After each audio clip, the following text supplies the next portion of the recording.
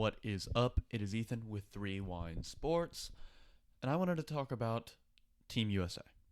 Now, I'm aware the NBA Finals are going on right now, and I haven't been able to get a video out for the last 2 games simply because I've been busy. However, I want to talk about Team USA because it is so mind boggling, so baffling, so incredibly stupid that I just feel the need to talk about it. If you didn't know, Team USA is obviously going to the Tokyo Olympics this summer, which are about to start later this month. But right now they are playing their exhibition games in Las Vegas, maybe Los Angeles. I think it's Las Vegas. I don't think it's Los Angeles. I think it's Las Vegas.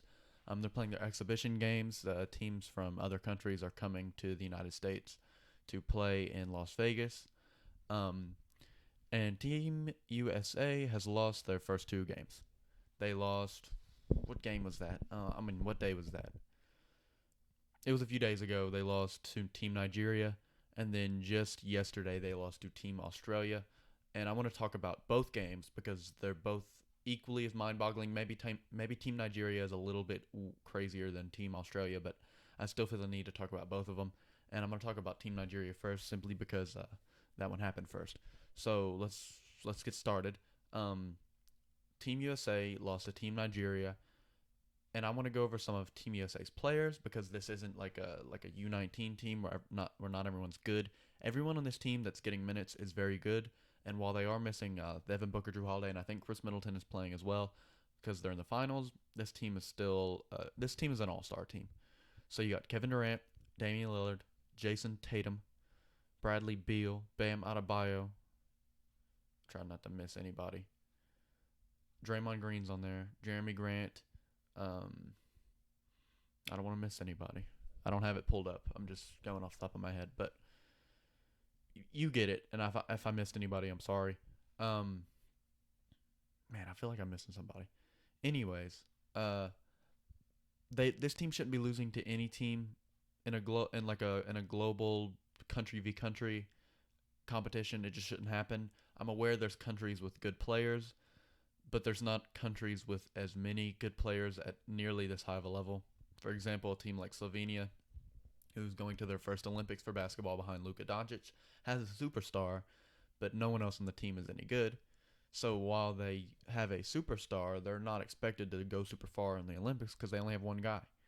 Well, Team USA has several superstars, and they can't even get past Team Nigeria, who didn't field one solid NBA starter. Team Australia is slightly better, but still. So they lost to Team Nigeria. Team Nigeria picked them apart. They made 23s, I believe. And at one point, they just didn't look like they could miss. It was over and over and over and over, up and down the court. And eventually, Kevin Durant was like, "Screw it, I know how to play basketball," and actually matched some of their threes at the end. It was a little too late, and they pulled out the win. Nigeria did. Nigeria has guys like Josh Okogie, KZ Okpala, Mieoni, Gabe Vincent, uh, Precious Achua. So those are NBA guys that don't get many minutes. They're bench riders. I'd say the guy who gets the most minutes out of the guys on that team would probably be Achua or Kogi, and neither of those guys are super highly ranked in any circumstance. Achua's young, and I think he's probably going to end up being pretty good. But as far as the rest of the team, it's just not very good. They're not very good, and somehow they beat us. They had several guys in their team that aren't in the NBA that played well, that outplayed Team USA players, which is crazy to me. Um, yeah, this is unacceptable. For this Team USA team to be losing to anybody is unacceptable in my opinion. For them to be losing it to a team that doesn't have one NBA starter is pretty bad. I think what's killing the USA is they're not getting their calls. Like these guys in the NBA are used to getting their superstar calls. They get calls all game. They can ask for calls. They're gonna get makeup calls. In FIBA, I guess this is sanctioned by FIBA. Um, every single person out there is considered an equal. Everyone out there is considered. No one is a superstar in their eyes, right? This is a global competition. This isn't the NBA. This isn't a league. So these guys aren't going to get their calls that they're used to getting, and these refs let a lot slide that doesn't slide in the NBA. It's a little bit more aggressive, more contact, and the USA guys aren't used to it. They're used to chucking up random shots whenever they get touched and getting a three. a foul on a three or something like that. They don't call that here. So a lot of that stuff, the foul drawing stuff, doesn't work. Also, this is much more defense oriented. None of these games have either of these games have either team eclipsed 100 points. These are very defensive oriented styles of play that these foreign teams are running, and Team USA just isn't used to that. They're fielding a lot of volume scores, guys that rely on getting hot to be good, such as guys like Bradley Beal and Damian Lillard, and they just can't get hot whenever they're playing so slow. And these teams know that. These foreign teams know that. They're going to play slow. They're going to slow USA down, make them play in the half court, no fast breaks, and they're going to play good defense. And they're going to be aggressive, and they're going to be this is contact sport. So as far as USA goes, they're in a world of hurt. Now, when they went to play Australia, obviously still in Las Vegas, Australia did field a slightly better team. So they have Joe Ingles, who was second in the running for Sixth Man of the Year, who's a solid NBA starter on any team. Well, not any team, but like he's a solid NBA starter. He just happens to come off the bench. Patty Mills, also same situation. Matisse Thybulle is a second team all defense guy. Aaron Baines is a rotation center in the NBA who didn't play much in this game because he got hurt. I'm trying not to miss anybody here either. Ben Simmons wasn't playing. I feel like I'm missing somebody again. Anyways, and then after that, Matthew Dellavedova, who was just in the NBA this year, who recently went to the NBL. This team is mostly made up of NBL guys, which is the league over in New Zealand and Australia, and they're just simply playing the game.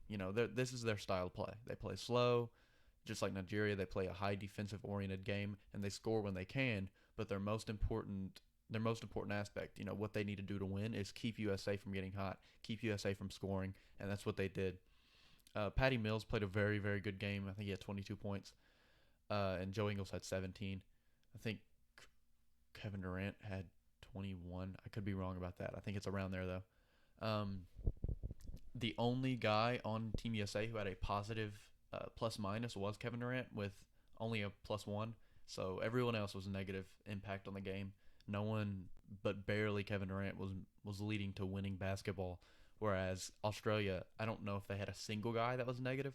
I looked at it, almost every guy and all their guys that mattered were positive net rating guys, impact guys. They're doing what they need to do. These guys have been together for years and years, while USA is out there and they're just putting guys out there. They're just putting an all-star team together and they're just hoping it works because everyone's so good, but they don't know how to play together. These guys have never played together. And all in all, they just don't look like they know what they're doing. Oh, also Zach LaVine is on Team USA. I finally picked up that guy that I was missing. Look, Team USA may actually suck, and I don't know completely why. I mean, as far as like obviously styles of play, obviously these guys don't mesh super well together. But in the end, that it shouldn't matter when you're that good. These guys should be used to beating teams that are made like this in the NBA. If these guys got fielded in the NBA as a single team, they'd be getting beat by 30 or 40 points. But they're coming out here and they're beating the USA.